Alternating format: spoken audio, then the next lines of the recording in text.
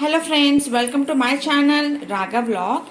ఇవాళ నేను కర్ణాటక స్పెషల్ కారాబాత్ ఎలా చేయాలో చూపిస్తాను. ప్రాసెస్ స్టార్ట్ చేద్దాం. ఫస్ట్ మనం స్టవ్ ముట్టించుకొని ఇలా కడాయి పెట్టుకోవాలి. ఇప్పుడు ఇందులో 2 చెంచాలు నూనె వేసుకుందాము. నూనె వేడైంది. ఇప్పుడు ఇందులో జీలకర్ర ఆవాలు, మినప్పప్పు, శనగపప్పు, ఎండుమిర్చి, కొంచెం కరివేపాకు వేసుకొని మంచిగా కలుపుకోవాలి. ఇప్పుడు కొంచెం కొత్తిమీర అండ్ ఒక చిన్న ఆనియన్ ఇలా కట్ చేసుకోవాలి సన్నగా, ఇది కూడా వేసేసుకోవాలి. కొంచెం ఫ్రై అవ్వాలి.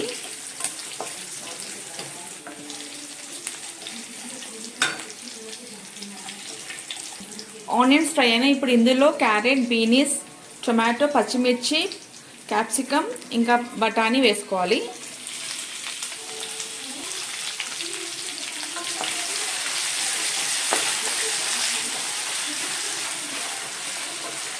వేసుకొని మంచిగా కలుపుకోవాలి. నేనైతే ఇలా పొడవుగా కట్ చేసుకున్నాను వెజిటేబుల్స్. మీ ఇష్టం, మీరు చిన్న కూడా కట్ చేసుకోవచ్చు. ఇప్పుడు ఇందులో కొంచెం సాల్ట్ వేసుకోవాలి.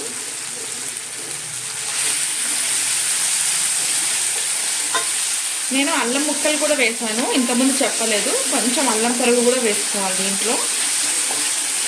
వెజిటేబుల్స్ మొత్తం ఫ్రై అయినాయి. ఇప్పుడు ఇందులో కొంచెం పసుపు వేసుకోవాలి.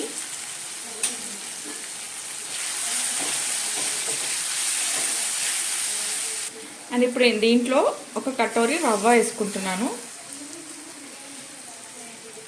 వేసుకొని ఇది ఒక 5 మినిట్స్ సిమ్లో పెట్టి ఫ్రై చేయాలి. 5 మినిట్స్. ఇప్పుడు పక్కన మనం వాటర్ పెట్టుకుందాము. వాటర్ వచ్చేసి ఒక కటోరీకి 2.5 కటోరీ వాటర్ వేయాలి. సో ఇక్కడ నేను వెయిట్ చేస్తున్నాను. మన రవ్వ అప్పటి వరకు ఫ్రై అవుతుంది. స్టవ్ అయితే సిమ్లోనే పెట్టాలి. సో మీరు కర్ణాటక ఎక్కడ వెళ్ళినా కూడా మీకు ఈ కారాబాత్ అనేది మీకు దొరుకుతుంది, హోటల్స్లో ఉంటుంది. సో అక్కడ వీళ్ళు చాలా ఎక్కువగా తింటారు అనమాట కారాబాత్.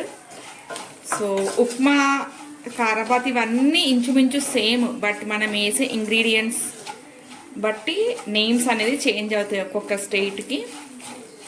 ఎందుకంటే దీంట్లో వాళ్ళు సాంబార్ పొడి ఆర్ వాంగీబాత్ మసాలా వేస్తారు. ఆ మసాలా వేయడం వల్ల దీనికి పేరు వచ్చేసి కారాబాత్ అని అంటారనమాట.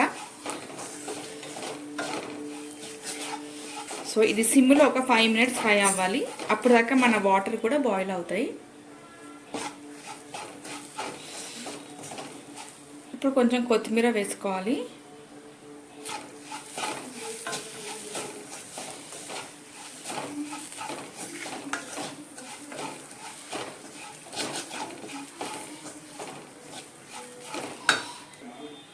నేను ఇంకొంచెం సాల్ట్ వేస్తున్నాను.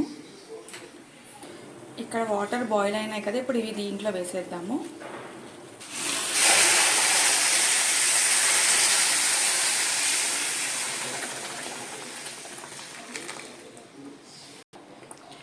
వేసేసి కలుపుకోవాలి. ఇప్పుడు ఈ స్టేజ్లో కొంచెం సాంబార్ పొడి అన్న వాంగీబాత్ పొడి అన్న వేసుకోవాలి. మీ దగ్గర ఏది ఉంటే అది వేసుకోండి.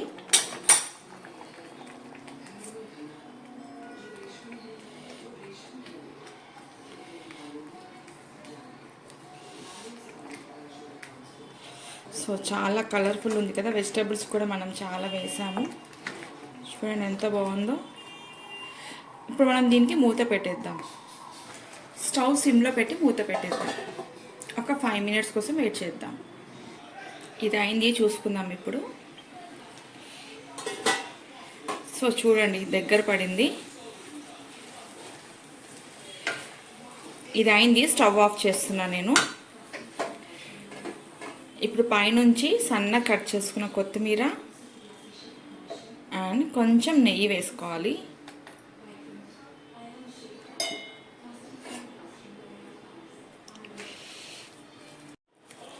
మన వేడివేడిగా కారాబాత్ రెడీ అయింది. సో ఇది బేసిక్గా చట్నీతో తినాలి, బాగుంటుంది.